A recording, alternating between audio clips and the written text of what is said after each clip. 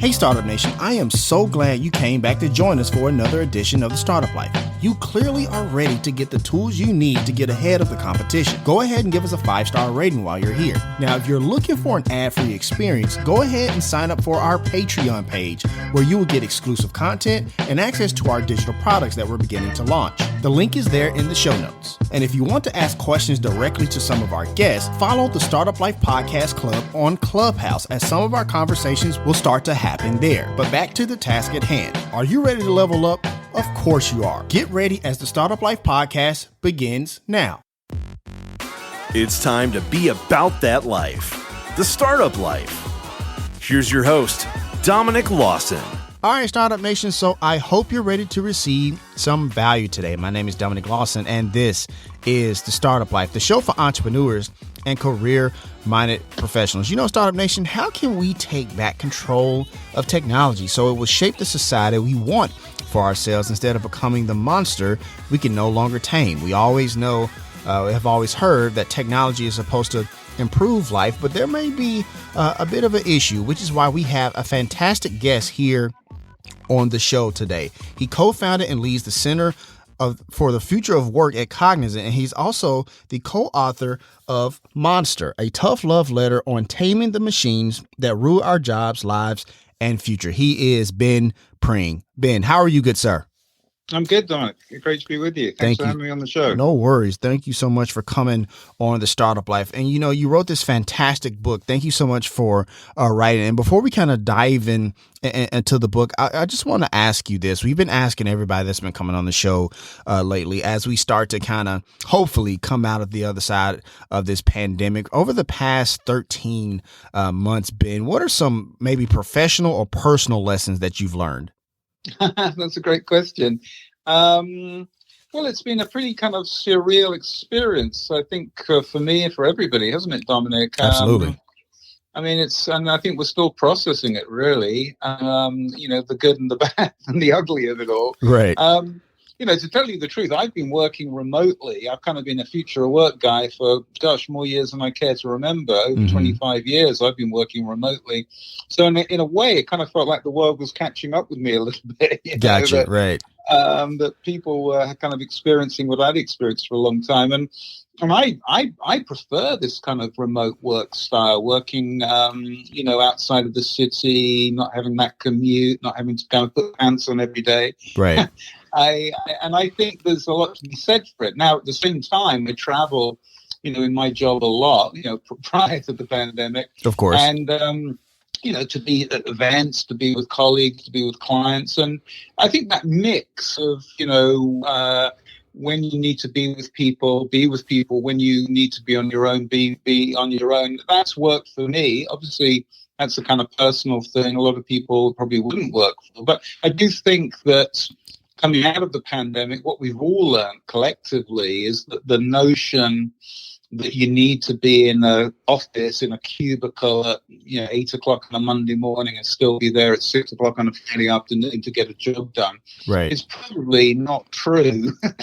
I think the notion of flexibility, when you go to the supermarket, there are 50 types of cereal. We're used to choice in our every other aspect of our life, and I think that's going to be the big takeaway. I think coming out of this, the big learning is that offering people choice. Do you want to be in the office? Do you want to work at home? As long as you're kind of doing the job, you're getting the work done. However you want to get it done, I think that's the flexibility, which will be the silver lining in this cloud. For sure. Thank you for sharing that. I want to ask a quick follow-up question to that because, as we start to maybe come out the other side of this pandemic, and a lot of people have been working remotely during this time, and a lot of people have been more productive, and a lot of managers are saying, you know what, let's just stick to this. Let's have some type of hybrid model and stuff like that. But let's be honest, you're going to have some of those middle managers and supervisors who are going to give some pushback. I guess I'm curious from this standpoint. If I'm a traditional worker who was going in at first and have found remote work to be more productive and stuff like that, better for work-life balance, whatever that means and stuff like that, what should I go to that supervisor or boss to try to convince them that I should continue to work remotely. Does that make sense? Yeah. Yeah, no, absolutely. No, again, I think the big learning is what I call heads down work. Okay. Where you're looking at the computer, you're coding, you're writing, you're doing your email, you're working a spreadsheet. That heads down work, that's sort of held up pretty well. That, in fact, the productivity on that is probably held up, is probably improved. Right. But the heads up work, where we need to look in the whites of each other's eyes and we need to kind of collaborate and be creative, and we need all that kind of energy of being with other people. That work is obviously not done so well on Zoom or WebEx or Teams or whatever. So if you buy that logic, it seems to me logical to say, well, look, when you're doing that heads down work, do that at home. Or do that in Starbucks, or do that in, where on the beach, wherever you can do that work the best, right. Do it there. But when you need to be with the team, with your colleagues, with your clients, and you need that energy of being together, well, yeah, come into the office, come into the collaboration space, come into the WeWork office or whatever it is. And I think, again, for the reality for most people is that, they're in that cubicle doing work a lot of the time that probably isn't done best in that cubicle. And so that would be the logic I would take to a boss, if I was an employee. Look, you've seen that my work productivity, the quality of my work's held up. Of course. Let me continue to do this. Let me, be at home on a Monday or Tuesday, and I'll come in, I'll schedule my meetings for a Wednesday and a Thursday morning. And, I think that's in the context of this kind of notion of hybrid, I think that's the way it's going to shake out. And again, I think for, employers who are trying to attract high quality employees, offering that kind of flexibility is going to be important. And I think if if you've got desirable skills as an employee, right? That's the leverage you've got to say, look, I'll come in when you need me to come in, but when you don't need me to be there, and you can see I'm working away pretty hard and doing a great job for you, let me do it where I want to do it. For sure. Thank you for sharing that, because I just imagine that there's still just going to be a few managers and stuff like that. There's going to be hard pressed, like, I need to see you next to me and stuff like that. So that's definitely that's very real. That notion of presenteeism, as kind of right. People call it, the idea that if you're in the seat, you're working. But again, I think what a lot of managers, a lot of people understand nowadays, and again, this is sort of been happening for a long time, but it's been kind of, exposed, if you like, a little bit more, is that just because somebody's in a seat in a cubicle doesn't necessarily right. mean they're working. They've got their phone open, they're tweeting away, or they're on TikTok, or they're, so again, this kind of mashup of, the hybrid life. I mean, we've talked for a long time at the Centre for the Future of Work about this transition from what we call fried egg life to scrambled egg life. And, fried egg life in the old world kind of model was that your job was one thing and your life was another thing. The whites and the yolk, they're kind of two separate things. Right. But now in scrambled egg life, everything's mashed up. So, you'll be doing email in bed at 6:00 in the morning, and then you'll go for a run. Take the dog for a walk at 10:30 in the work day, and then you'll go and pick up the kids at 4:00, and then you'll go to the gym, and then you'll be doing more email or working on your report at 9:00 at night. That kind of scrambled egg life, that's that mashup.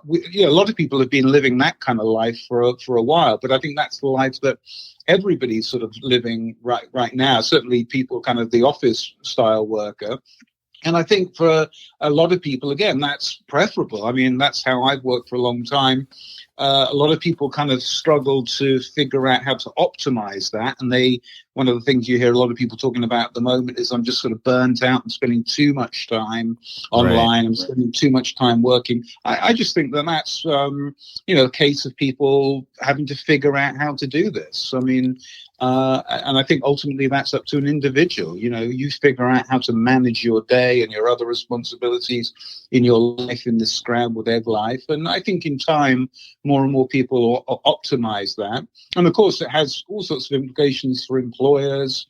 in terms of office space, how much office space they need. And Right. I think this is going to be a kind of pretty profound change for a lot of businesses, which is going to take a little while to kind of work through the system in the next few years. For sure. For sure. Thank you for sharing all of that insight. Once again, Startup Nation, we're talking to Ben Pring, the co-author of Monster, a tough love letter on taming the machines that rule our jobs, lives, and future. And Startup Nation, if you want to get a copy of that book, we have a link in the show notes right now. There's a link there in the show notes for easy access if you listen to the replay on a podcast to purchase that book now. So let's kind of dive into the book. You bring up a lot of very interesting concepts in the book and stuff like that. For one, you talk about establishing a federal technology association and a U.S. data authority to tackle today's social media uncivil, and that's such a right word to say, uncivil war that's kind of dividing us a little bit. Kind of talk about that.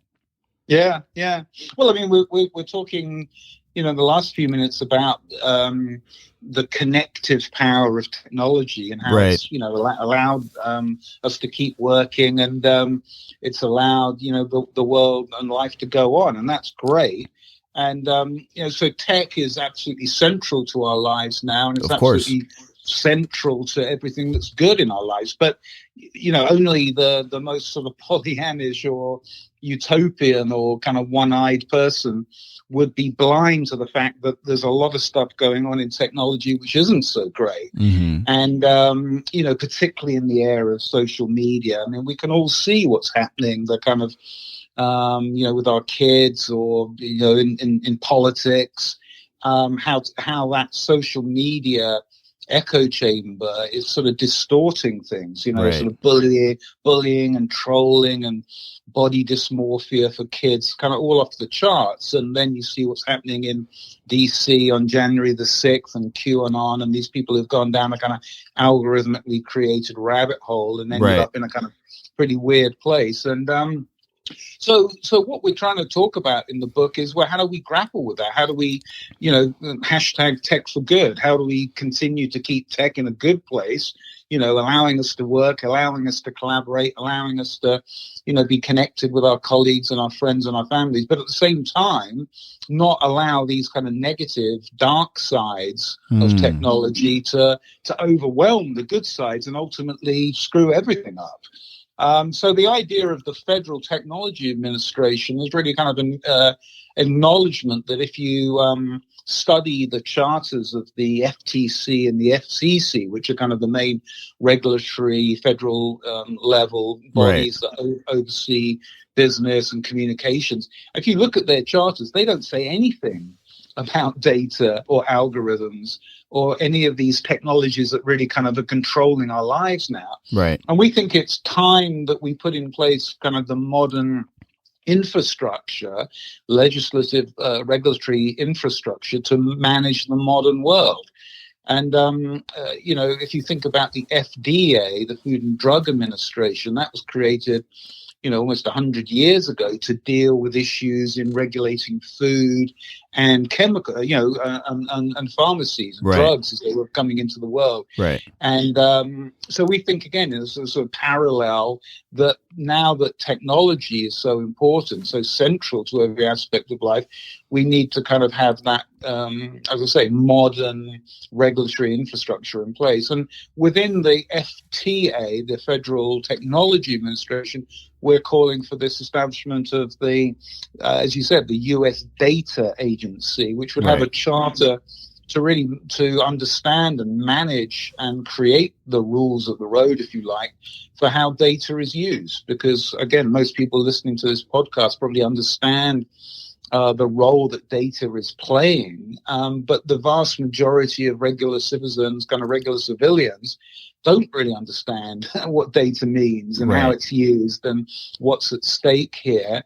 And so, again, this notion of a USDA, U.S. Data Agency, is sort of inspired by the way that modern Western societies have managed nuclear power. Again, if you think about the emergence of nuclear power in the Second World War, and then how we sort of commercialized that and used it in non-military context, In the UK, where I come from, there's something called the UK Atomic Energy Authority. Right. And it has the oversight responsibility for managing nuclear energy, nuclear power. And it's sort of staffed with scientists and sort of nerdy tech people, but it's also staffed by civilians and lay people and business people and politicians. And so, again, this idea that we've all got a responsibility here to manage these incredibly powerful technologies that are increasingly kind of ruling our lives. Right. And it's not just something that we leave to the techie nerdy guys any longer. Of course not. Because that's going to kind of take us down this route that we can see we're on at the moment, where increasingly tech is being used in, malign ways. And as somebody who personally loves technology, worked all my life in technology, that kind of pains me and troubles me. Right. That the technology I love, you love, a lot of people are making their livings out of, seems to be going a little bit off the rails. For sure. And that's why I wanted to kind of ask this follow-up question, because I mean, like, I get it, right? People are using, technology for not necessarily for decent purposes or whatever. I know one of the things that bothers me, and Startup Nation knows I've talked about this quite often, is the prevalence of deep fakes, that deep fake technology. And it seems like it's getting even better and better. True enough, we're using it to make, Robert De Niro in a movie look a lot younger, but at the same time, you can easily see how it can be used for nefarious purposes. But I am curious about, like, for those who do use tech and stuff like that for good, to serve the common good and stuff like that, and you have like more regulations, I guess where's that balance? Because you can easily have that argument where it's like, here it comes, more government regulation that's going to stifle innovation. So I guess I'm just curious, what do you say to critics like that? I'm guessing. Yeah. No, it's a great point, and it would be a disaster, and it would be a shame, and it's certainly not our intention if we over course corrected, and went into, after an era of kind of hands off, laissez-faire, creative destruction of the last 25 years, if we over course corrected into a very kind of bureaucratic top-down federal government approach. And that's certainly not what we're calling for. Right. But again, you can draw a kind of a metaphor of kind of, corollary, if you like, between, I always think about, Al Gore invented the information superhighway, the internet. And, think back to the emergence of automobiles, the early part of the 20th century. If you look at a picture of a main street in, mid-America in 1930, or a high street in England, where I originally come from, in the same period, you'll see lots of cars on the road there, but you won't see any stop signs or traffic lights or yield signs or road markings or crossing signs or anything like that. That infrastructure of safety on the road isn't there yet. And then if you fast forward into 1960, 1965, 1970, you begin to see those things. If you looked at a picture of the same main street, 30, 40 years later, all of that infrastructure that we now assume is going to be there to keep us safe on the road is there. And I think that's kind of that's the metaphor to keep in mind, that we've spent the last 25 years laying the tar macadam of the information superhighway. And what we need to do in the next 25 years, and probably sooner than that, is to put in place that infrastructure of safety so we can continue to drive down that highway, drive down at 100 miles an hour, 200 miles an hour, 500 miles an hour, but not kill ourselves or anybody else or blow the whole thing up in the process. And so, again, you think about that technology, you mentioned that deep fake technology, coming out of the movie industry and now being kind of scaled into and democratized. Absolutely.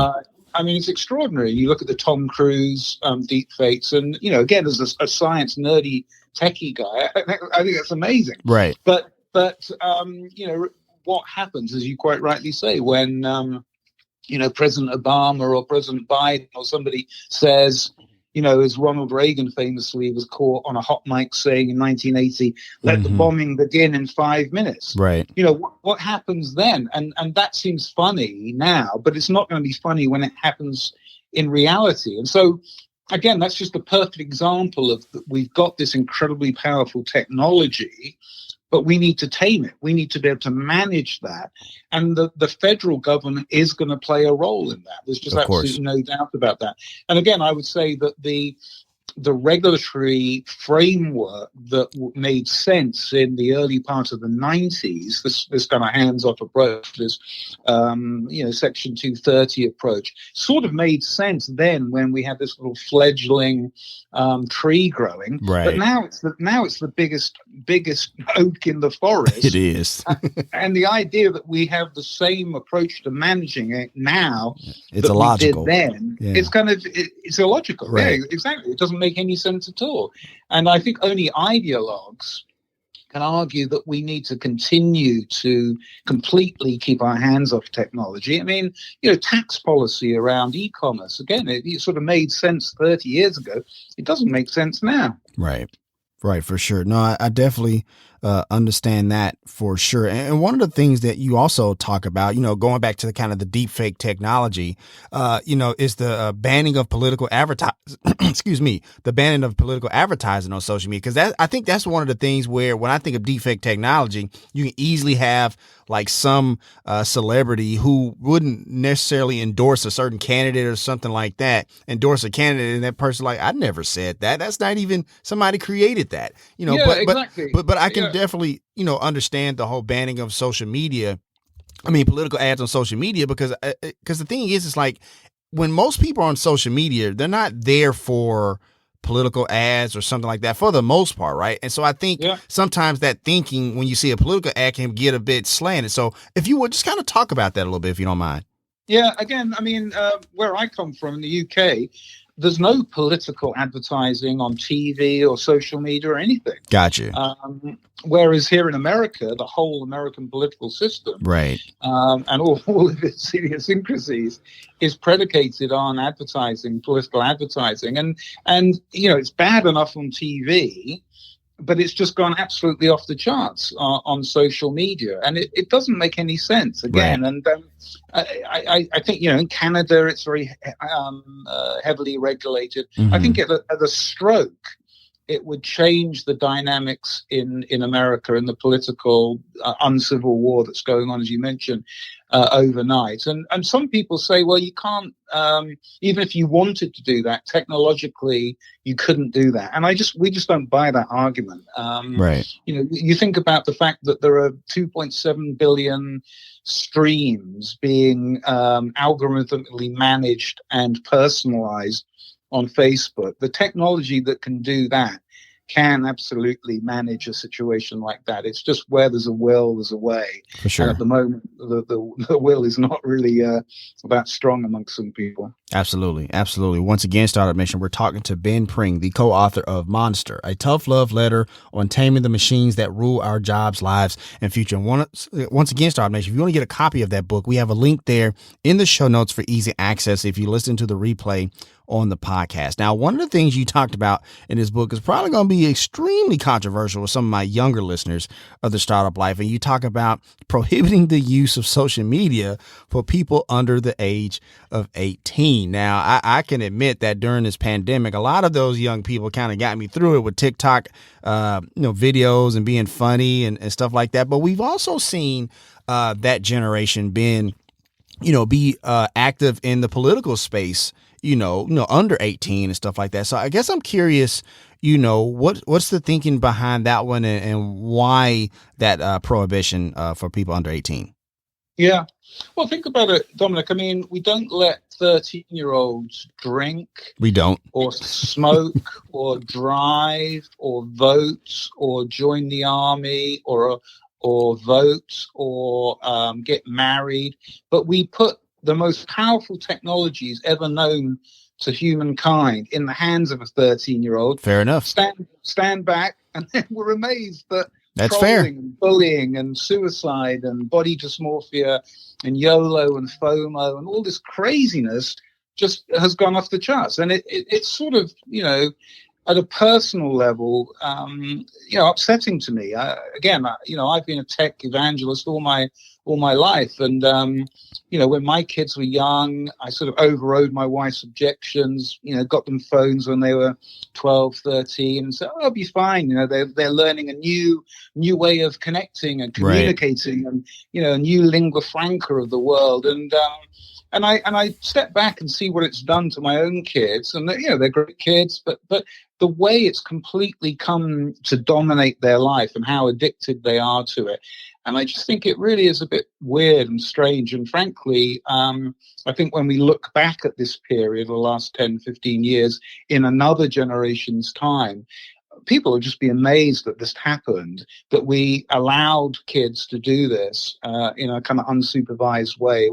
There was a sort of a tech lunacy, I think, was unleashed. And it's not just kind of older people like me saying this. In fact, there's one of the motivating forces for writing about this and making this suggestion was a college application essay that my own son wrote when he was applying to college, where the college asked the question, if you could recommend one thing to politicians to make the world better, what would it be? And my son, completely unbidden by me, not influenced by me at all, simply wrote an essay saying ban social media because, he felt like it had ruined his childhood. It ruined his generation. Everybody was so addicted. The behavior was so crazy. The access to pornography was just, unbelievable. Right. And so it's not just older people. I think there's a lot of young people who feel this as well. That there are kind of pop stars for young audiences. Matty Healy from 1975 as one example. People just say that this is a double-edged sword. There's some good aspects to it, but it's also very, very corrosive. And again, we're not trying to ban social media. We're not suggesting about banning social media. We're just suggesting that in the same way that kids are introduced to and taught how to use a machine like a car through lessons, through class-based education, through passing a test, through having a license which is revocable if they kind of screw up. I think we should have the same sort of approach to introducing people to this incredibly powerful technology in their hands. So when they are 18, they know how to use it. And we don't sort of bring up a generation who've been completely unmanaged, completely untaught how to use this stuff, who are now in their 20s, some in their 30s, who are continuing that sort of awful behavior of the junior high in the real world. And we can, again, just see the real consequences that this is having. For sure. And you know what? Now that you mention it, I actually mentor entrepreneurship mentees here in Memphis, Tennessee. And quite a few of them are not on social media for that very reason. Now that you said something, yes. I just, because I know one kid was getting bullied on social media, so he completely got off. And another one was just like, another one just said, it's just too much. It's just too much. There's all sorts of famous people. Chrissy Teigen, right?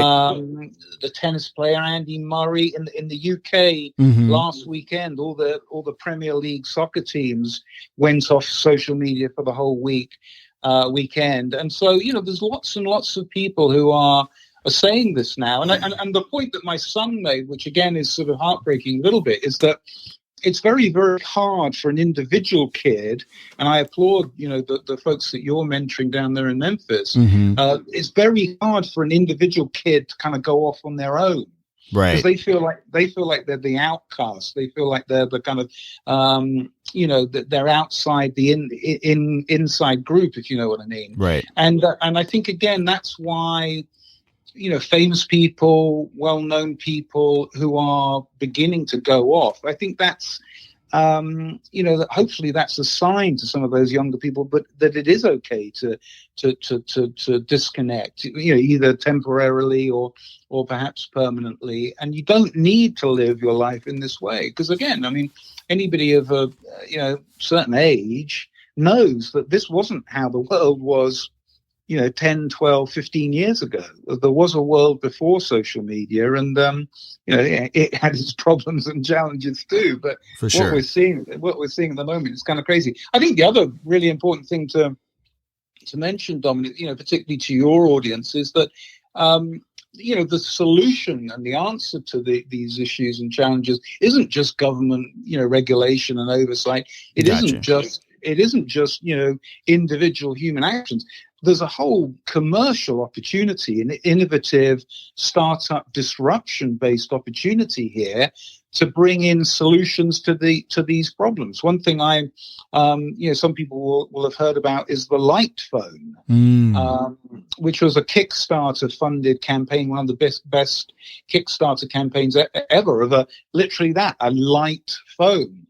You make phone calls on it, you can text on it, but it doesn't have any social media apps. It doesn't have any of these addictive things on it that draw us more and more down this rabbit hole. So that's an innovative, new, disruptive, startup-based solution to a problem. And I think, again, in the context of, the free market and, the best idea wins, I mean, that to me is very exciting to see people coming into the marketplace with new approaches to deal with, a challenge that, that we've got at the moment.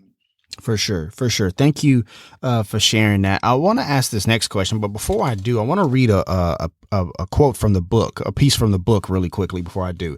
It says, quote, "Asked to name a scientific formula, most non-scientists would struggle to get beyond E = MC squared." Everybody kind of knows that one, right?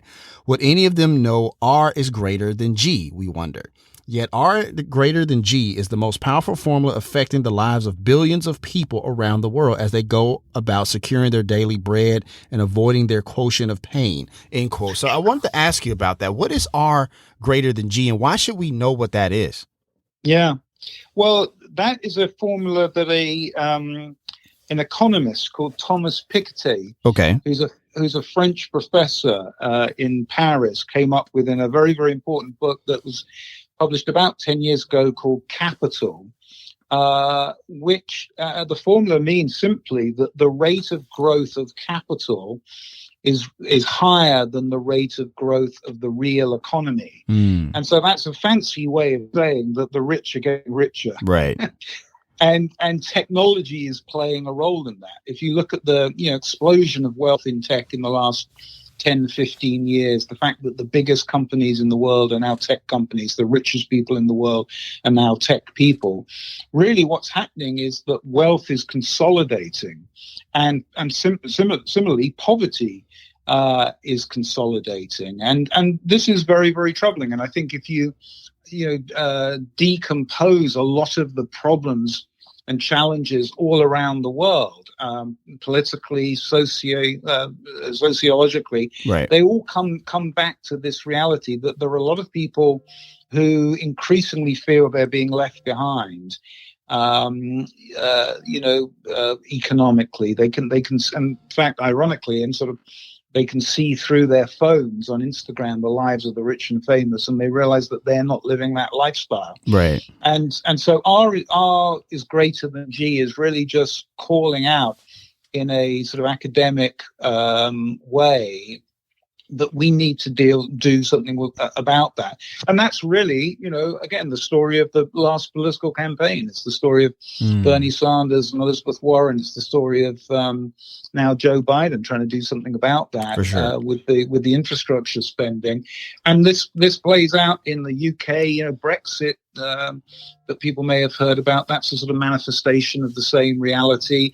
The riots going on in France itself, the Gilets jaunes, the yellow jackets, people striking because they can feel that they're just falling behind.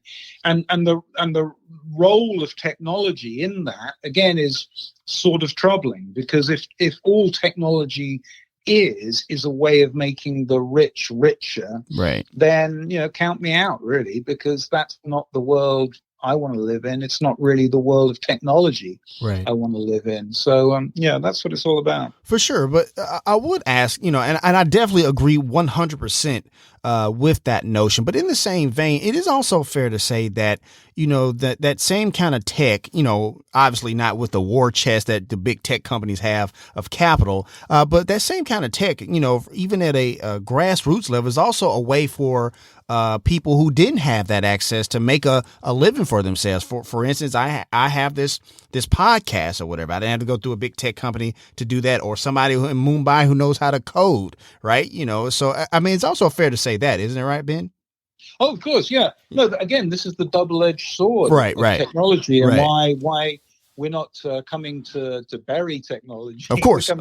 Praise technology, because technology is completely central to economic security and economic growth and economic prosperity and economic inclusion. So, no, we spend a lot of time in Cognizant, and I spend a lot of time myself, putting money to organizations that are trying to get the skills and the technology into the hands of more and more people, because ultimately that is the real ultimate solution. For sure. If you live in a zip code full of code, then life is pretty good. But if you live in an analog zip code and you're not really participating in tech and this explosion of opportunity, then putting up a wall seems like the best idea that you can come up with, or separating yourself from the rest of the world seems like a good idea. But no, you're absolutely right, Dominic. Again, in a capitalist context, putting the means of production in more and more people's hands, which has happened in the last few years. You're absolutely right.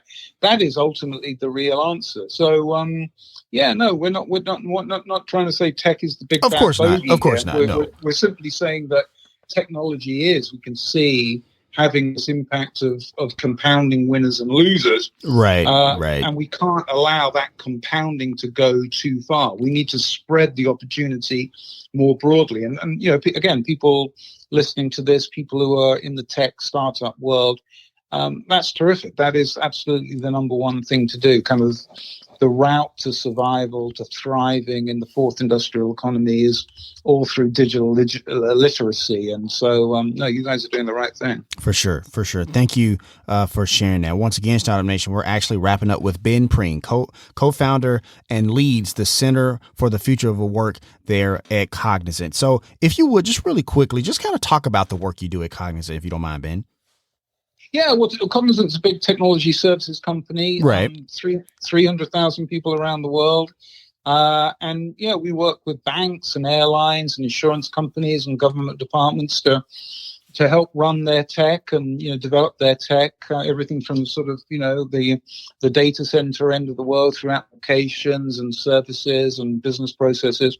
And so, the group that I run, the Center for the Future of Work, is kind of a think tank, which we go out and talk at events and to clients and to the market at large about what we see going on with technology and how our clients and anybody can sort of take advantage of this. And again, this notion of the monster and writing about this is predicated again on that idea of #tech for good. We see Absolutely. The power of technology for good, and how it creates opportunity, how it makes the world better, how we can help engineer a better world and engineer modern businesses. But at the same time, we don't want to run away from some of those challenges and some of those sort of issues. Of course. We feel it sort of behooves us, and we have a responsibility as people who love technology to make sure that the tech is kind of used in the right way. For sure. And I appreciate you sharing that. And before I ask the last question, I just want to say, Ben, thank you so much for coming on The Startup Life. You gave amazing value. I really appreciate it. And once again, Startup Nation, that book is Monster, a tough love letter on taming the machines that rule our jobs, lives, and future. And we have a link there in the show notes if you listen to the replay on the podcast. Ben, I want to ask you this and let you go here. If you had the chance to talk to somebody, in the past, who's no longer with us, and you could just pick their brain for like an hour, who would that person be and what would you ask them? What a great question. Gosh, there's so many people, Dominic. Although I'm a futurist, Right. I read a lot of history, so I'm very interested in a lot of historical figures. Let me think. Who would I most like to meet and talk to? Wow, that's a great question. Well, while you think about, go ahead. I'm sorry. Well, no, I was going to say, again, betraying my British roots, people may know the name Captain Scott. Okay. Who was a polar explorer in the early part of the 20th century. Interesting. He died at the South Pole in trying to open up and explore the South Pole, Antarctica.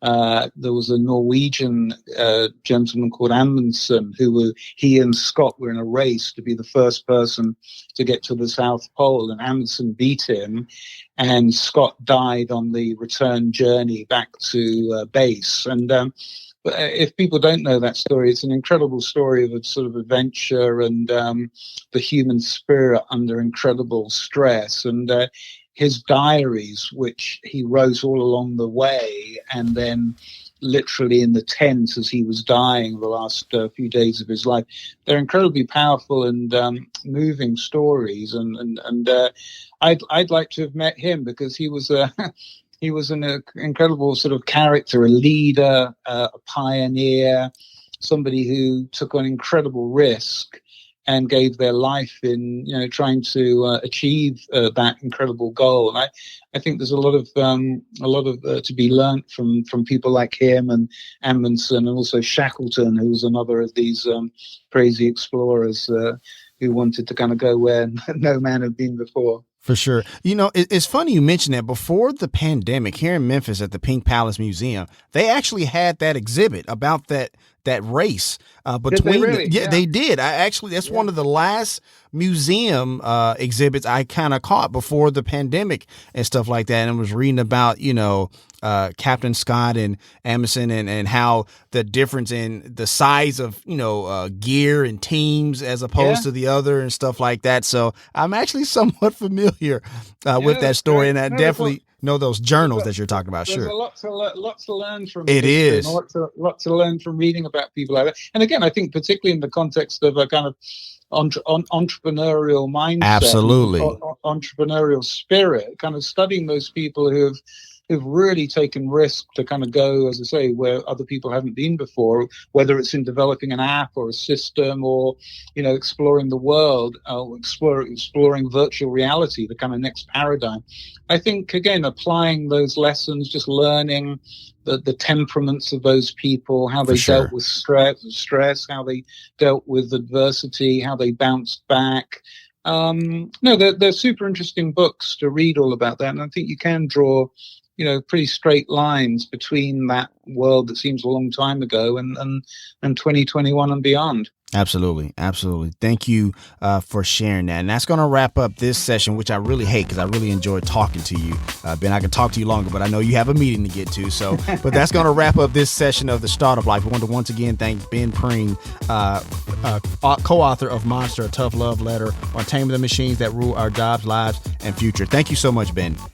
Great talking to you, Dominic. No worries. And as always, Startup Nation, if you have an idea, be about that life, The Startup Life. If you want to let us know what you think about the show, have an idea for a show topic, or would like to advertise on a show, send us a message. Our contact information is there in the show notes, or feel free to reach out to us on Twitter, Facebook, or Instagram. Go ahead and follow us while you're at it. Follow us on Apple Podcasts, Spotify, Podcast One, or wherever you listen to your favorite podcasts, and be sure to hit us with that 5-star rating. We would really appreciate that. Be sure to check out the show's website and its startup blog, where either I or some of the world's best business minds share content that will give you the edge you need in your journey, whether that's the path of entrepreneurship or climbing the corporate ladder. Subscribe to our Patreon to listen to ad-free episodes, exclusive content, and digital products that we are beginning to offer. And if you want to be part of the conversation, join the Startup Life podcast on Clubhouse to have the ability to talk directly to some of our guests. And as always, Startup Nation, if you have an idea, be about that life, the Startup Life.